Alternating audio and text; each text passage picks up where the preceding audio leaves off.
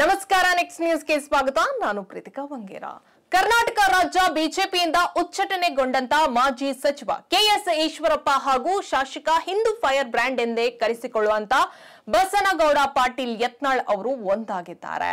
ಮಾಜಿ CM BS Yediyurappa ಅವರ ಪುತ್ರ ವಿಜೇಂದ್ರ ವಿರುದ್ಧ ಅಧಿಕಾರದ ವಿರುದ್ಧ ಬಹಿರಂಗವಾಗಿ ಗುಡುಗಿರುವಂತ ಹಾಗೂ ಕಳೆದ ಚುನಾವಣೆಯಲ್ಲಿ ಪುತ್ರ ವಾತ್ಸಲ್ಯವನ್ನ ಬಗ್ಗೆ ಟೀಕೆಯನ್ನ ಕೂಡ ಮಾಡಿರುವಂತ ಈ ಇಬ್ಬರು ನಾಯಕರು ಜೊತೆಯಾಗಿದ್ದಾರೆ. ಹೌದು, ಮುಸ್ಲಿಂ ಮೂಲಭೂತವಾದಿ ಲವ್ ಜಿಯಾದ್ಗೆ ಅಮಾಯಕ ಹಿಂದೂ ಹೆಣ್ಣು ಮಗಳು ಬಲಿಯಾಗಿದ್ದಾರೆ.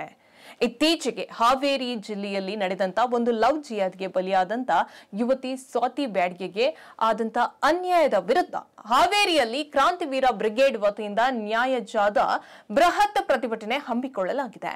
ಈ ಕಾರ್ಯಕ್ರಮವು ಏಪ್ರಿಲ್ನಲ್ಲಿ 24ರಂದು ಬೆಳಗ್ಗೆ ಜರುಗಲಿದೆ.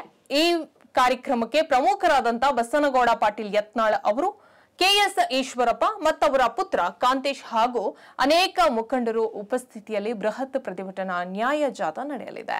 ಅನೇಕ ಹಿಂದೂ ಸಂಘಟನೆಗಳು, ಮುಖಂಡರು, ಕಾರ್ಯಕರ್ತರು ಸೇರಿದಂತೆ ಸಾರ್ವಜನಿಕರು ಪಾಲ್ಗೊಳ್ಳುವಂತ ಸಾಧ್ಯತೆ ಕೂಡ ಇದೆ. ಹಾವೇರಿ ಶ್ರೀ ವೀರಭದ್ರೇಶ್ವರ ದೇವಸ್ಥಾನದಿಂದ ಹೊಸಮನೆ ಸಿದ್ದಪ್ಪ ವೃತ್ತದವರೆಗೆ ಬೃಹತ್ ಪ್ರತಿಭಟನೆ ಮೂಲಕ ನ್ಯಾಯ ಜಾಥಾ ಆರಂಭವಾಗಲಿದೆ. ಇನ್ನು ಹಿಂದೂ ಬಾಂಧವರು ಹೆಚ್ಚಿನ ಸಂಖ್ಯೆಯಲ್ಲಿ ಆಗಮಿಸಿ ನ್ಯಾಯ ಜಾಥಾ ಕಾರ್ಯಕ್ರಮವನ್ನು ಯಶಸ್ವಿಗೊಳಿಸುವಂತೆ ಕ್ರಾಂತಿವೀರ ಬ್ರಿಗೇಡ್ ಕರೆಯನ್ನ ಕೂಡ ನೀಡಿದೆ. ಈ ಮೂಲಕ ಲವ್ ಜಿಯಾದ್ ವಿರುದ್ಧ ಹಿಂದೂಗಳಲ್ಲಿ ಜಾಗೃತಿಯನ್ನ ಮೂಡಿಸಲಾಗಿದೆ ಎಂದು ಕೂಡ ತಿಳಿಸಿದೆ. ಹೆಚ್ಚಿನ ಅಪ್ಡೇಟ್ಗಾಗಿ ನೋಡ್ತಾ ಇರಿ ನೆಕ್ಸ್ಟ್ ನ್ಯೂಸ್ ಕನ್ನಡ. ವಂದನೆಗಳು.